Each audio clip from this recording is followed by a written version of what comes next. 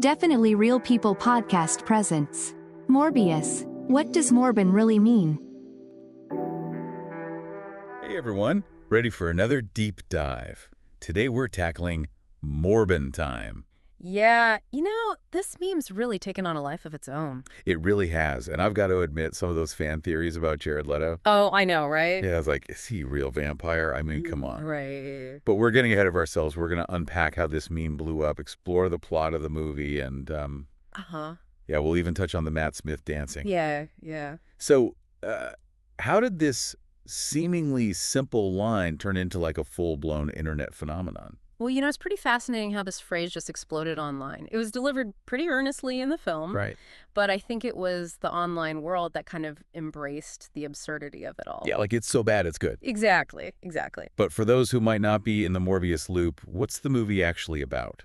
So the movie focuses on Michael Morbius. He's a brilliant scientist, and he's battling this debilitating blood disease. And it all starts with this really poignant scene from his childhood in Greece. He and his best friend Milo are both battling this illness. Oh, wow. And they send each other these origami letters. There's this really interesting detail about how once you unfold them, you can never fold them back the same way. Oh, it's interesting. Yeah, it's a really subtle detail, but it kind of foreshadows their fates. Oh, I love that. Like those little things that the filmmakers put in there Yeah. that just add like so much depth to this story. Absolutely.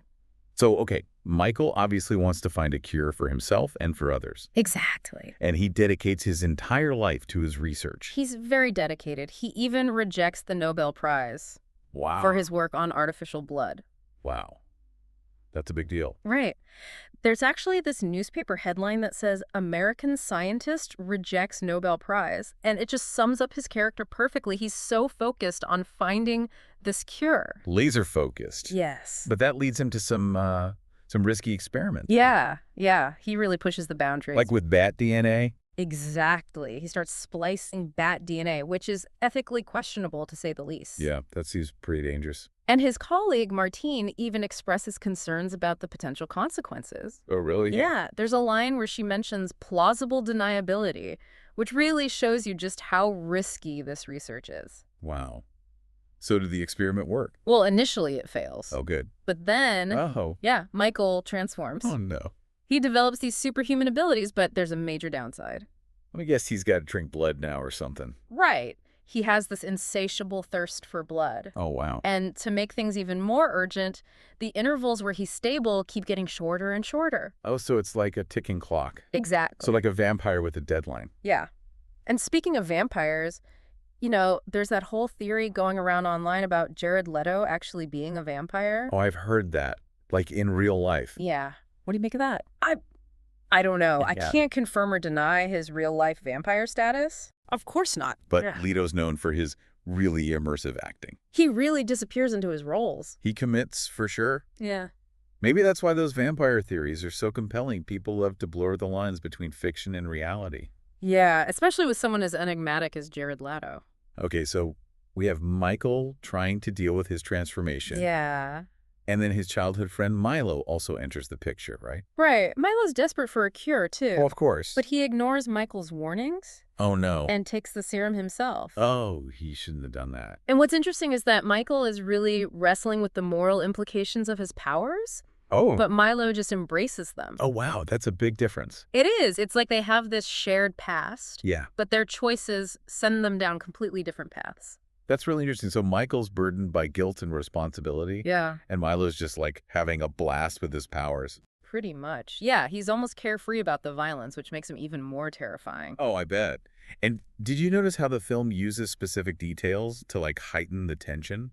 Like Michael's stable periods get shorter and shorter. Oh, yeah. And then there's that scene with the bats where he's like drawn to them, but they're also dangerous. Right. It's subtle, but it's really effective. Yeah, you're constantly reminded that things are escalating for Michael and for everyone around him. Exactly, as Milo gets more and more reckless. And what about his echolocation? It's called bat radar in the movie, which is kind of cheesy. Yeah. But it really helps you understand how powerful his senses are becoming. Right. It's not just super strength. His whole way of experiencing the world is changing. Wow. And the film contrasts that with his increasing bloodlust, which makes his character even more complex. Absolutely. It's not a clear-cut good versus evil situation. It's not. He's a scientist, Yeah. a patient, and a monster all at the same time. Which I think is why this Morbin time meme became so popular. It's not just a funny line. It's about how absurd his whole situation is. Right. The more chaotic things get, the more that phrase seems to pop up. It's like a darkly comedic punctuation mark. It is. It's like the meme reflects the film's own struggle with tone. You have these moments of horror and pathos, but they're often undercut by these moments that are almost unintentionally funny. Right. And the internet just amplified that. Of course. You know, it does what it does. Yeah. Okay, but let's get back to the plot. So Michael is struggling to control himself. Yeah. Milo is embracing his powers. Yep. And then things really start to spiral out of control. Yeah, Milo's actions have some serious consequences. Oh, what? Well, there's a rising body count and the FBI gets involved. Oh, wow. And they actually give him this nickname in the newspapers. Oh, really? What do they call him? The vampire murderer. Wow. That's pretty accurate. It is. Yeah. And then there's Agent Stroud. He has to deal with this seemingly supernatural killer. But he also has this personal connection to Michael's work. Oh, really? Yeah. Michael's artificial blood actually saved Stroud's arm back in Afghanistan. Oh, wow. That's a crazy coincidence. It is. And it creates this really interesting dynamic where he's hunting this dangerous suspect, but he's also indebted to the man who might be able to stop him. Oh, man. So it's like he's chasing a monster Yeah, created by the hero who saved him. exactly. And in the middle of all this, we have Martine trying to help Michael. Yeah. But she's also dealing with Milo's possessiveness and his distrust towards her. Right. Her role is really interesting. Yeah. She represents that human connection that Michael is desperately clinging to. Right. She sees the good in him. Yeah. She sees the man beneath the monster. Oh, that's really powerful. And speaking of Milo, we have to talk about the Matt Smith dancing. Oh, yeah. That's a big part of the Morbin time phenomenon. It is. Did you think those were choreographed moves? I mean, Smith is definitely energetic.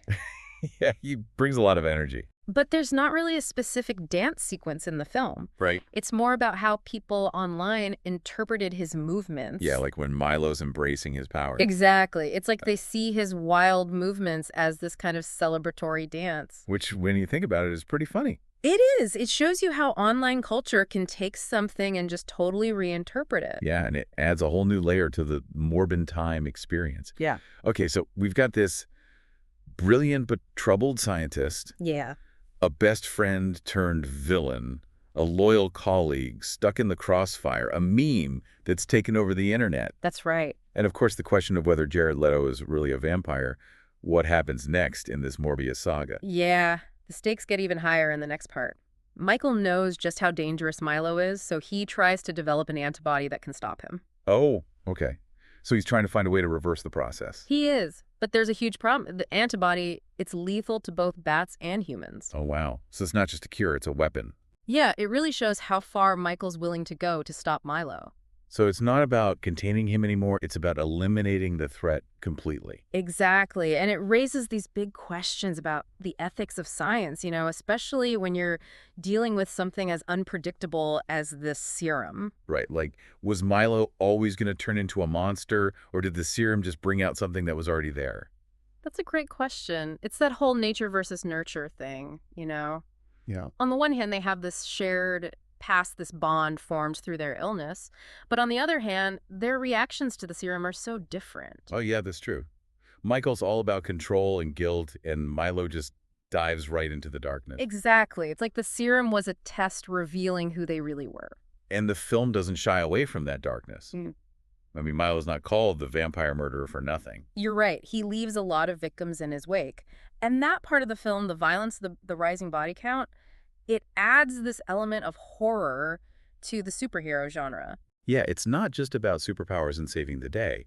There are real consequences. Right. And those scenes with the bats, they're not just there for visual effect. They represent this primal side of Michael that he's fighting against. Yeah, it's like he sees himself in them in a twisted way. Exactly. It shows the duality of his transformation. He's drawn to them, but he's also terrified by what they represent. It's that constant push and pull between his humanity and his monstrous urges that makes his character so interesting. It really does. It's not something you see in every superhero movie. No, it's not. And I think that's part of why that Morbin time meme became so popular. It's not just about a funny line. It's about embracing the chaos, finding some humor in the darkness. Right. It's like a coping mechanism for the digital age. Yeah. You know, we're constantly bombarded with negativity, so sometimes you just have to laugh at the absurdity of it all. Exactly. And the film itself, with all its tonal shifts and over-the-top moments, it kind of invites you to do that, to laugh along with the characters. Which brings us back to the question, is Jared Leto really a vampire? I mean, he does commit to his roles. He does.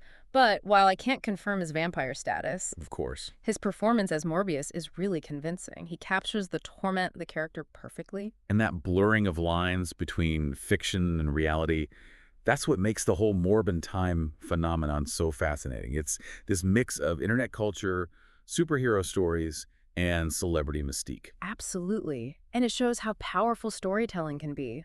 One line delivered in just the right way can create a cultural phenomenon. It really can. And one of those powerful scenes in the movie is that final confrontation between Michael and Milo. It's heartbreaking because you see these two friends forced to fight each other. It is. And when Michael uses Milo's childhood name, Lucien, it just adds another layer of tragedy. It does. It's like he's trying to reach the person he knew before the serum, before the monster. And it shows Michael's own internal struggle. He understands Milo's darkness because he's fighting it himself. But he also sees the possibility of redemption. Exactly. Which is why he's so determined to stop Milo without killing him. But that doesn't seem possible, does it? Mm-hmm. I mean, the antibody is lethal to both of them. Right. It's a no-win situation, and the film really captures the weight of that decision. You can see the pain in Michael's eyes when he injects Milo with the antibody. Oh, wow. So he chooses to sacrifice his friend to save humanity. He does, and it shows how much he's grown throughout the film. He's learned that responsibility means making sacrifices even when it hurts. Yeah, that's a really important lesson. And it goes back to that origami letter from their childhood. Once it's unfolded, you can't fold it back the same way.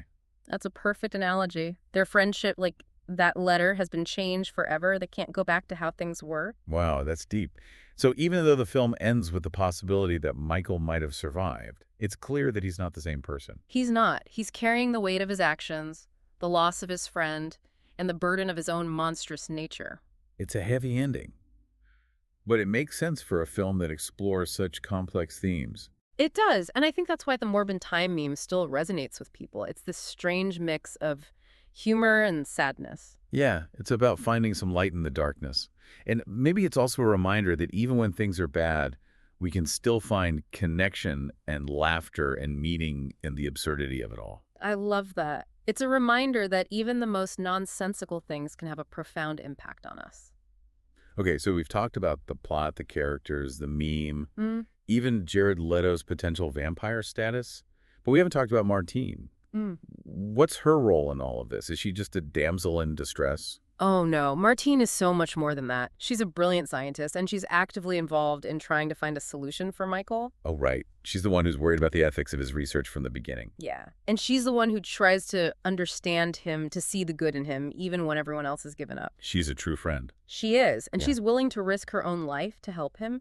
There's that scene where she draws her own blood to try and satisfy his thirst. Oh, yeah. I remember that scene. It was intense. It was, and Yeah. it shows just how much she cares about him, how much she believes in him. And it makes their situation even more tragic. It does. They have this real connection, this shared passion for science, but they're constantly being pulled apart by these external forces. So the relationship is kind of like a reflection of the bigger themes of the movie, Exactly. They represent the hope and the humanity that Michael is trying to hold on to. but they're also threatened by the darkness inside of him. Right. And that tension makes their scenes together so powerful. You really want to root for them, even though, things might not end well. Yeah, you want to believe that love can conquer everything. But the film keeps reminding you that there are real stakes, real dangers. It's not a fairy tale. It's not. And that's what makes the storytelling so effective. It doesn't shy away from the truth, from the consequences of choices, from the fact that we all have the capacity for both good and evil. Okay, so we're almost at the end of our deep dive here. We've covered a lot of ground, the plot, the characters, the meme, Jared Leto's mysterious vampire vibes. But we need to talk about the ending. What happens in that final confrontation between Michael and Milo? And what does it all mean in the context of this whole Morbin time phenomenon? Well, that final showdown is pretty intense. Michael's got the antibody, and he confronts Milo in this city that's being ravaged by a storm. Oh, wow. So it's like a battle on top of a battle. It is. It's visually stunning. Oh, I think. Got all these superhero moves, Yeah. but there's this real sense of sadness to it all. Yeah, you can feel the weight of their history, all those years of friendship now turned into this Yeah. deadly conflict. Yeah. And I imagine the storm adds to that feeling of things being, like, out of control. Exactly. The setting mirrors their internal struggles perfectly. And as they're fighting, Michael keeps trying to reach Milo. Oh, wow. He wants to remind him of who they used to be, of the bond they had. He even calls him Lucian. Oh, his real name. Yeah. Hoping to get through to him somehow. That's so powerful, using his childhood name. It is. It's like he's acknowledging that the friend he knew is still in there somewhere, Right. buried under the monster. And it shows that Michael's still struggling with his own duality, too, right? Exactly. He gets what Milo is going through because he's dealing with it himself. Right. But he also believes that Milo can be redeemed, that he can break free from the darkness. So that's why he's trying so hard to stop him without killing him. Exactly. But the antibody is deadly to both of them. Yeah. Right? So he can't really save both of them. Right. It's a tragic situation. And the film doesn't sugarcoat that. You really see Michael's pain when he injects Milo with the antibody. Oh, wow. So he makes the hard choice. He does. He sacrifices his friend to save humanity. That's a really heavy decision. It is. But it also shows how much Michael has grown. He's learned that being a hero sometimes means making tough choices, even if they hurt. Right. And it reminds me of that origami letter from the beginning. You can't fold it back the same way once it's been unfolded. Exactly. Their friendship is like that letter. It's changed forever. Wow. So even though the movie hints that Michael might have survived, it's clear that he's been changed by this whole experience. Definitely. He's carrying the weight of what he's done, the loss of his friend, and the burden of his own monstrous side. It's not a happy ending. It's not, but it's a fitting ending for a film that tackles such big themes. Right. It's not a simple good versus evil story. It's not. It's about the consequences of choices, the possibility of redemption, and the power of human connection, even in the darkest of times. And maybe that's why the Morbin time meme has resonated with so many people. It's this weird mix of humor and sadness, embracing the chaos while acknowledging the tragedy of it all. Yeah, it's like a way of dealing with the craziness of life, finding some levity in the darkness. And maybe it's a reminder that even when things are bad, we can still find connection and laughter. And maybe even meaning in the absurdity of it all. Well said. It's a reminder that sometimes the things that seem the most ridiculous can actually have a big impact on us. I agree. Well, as we wrap up our deep dive into Morbius, I want to leave you with one last question. What does Morbin time mean to you? Is it just a funny meme, or is there something more to it? Yeah, what do you think? Is it about the human experience, our potential for good and evil, the choices we make, and the consequences we face? That's something to think about. It is. Thanks for joining us on this journey into the world of Morbius. We hope you enjoyed this deep dive into the meme, the movie, and the man behind it all. Keep exploring, keep questioning, and keep embracing the absurdity of life, because it's Morbin time.